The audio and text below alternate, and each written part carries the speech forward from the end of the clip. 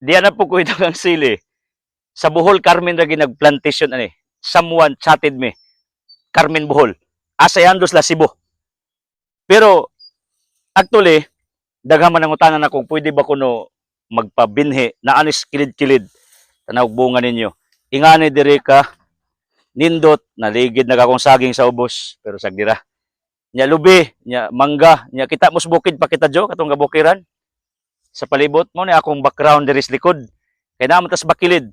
So sa inyo nakita nga pungpung-pungpong then lingkit-lingkit, siksik liglig nga sili.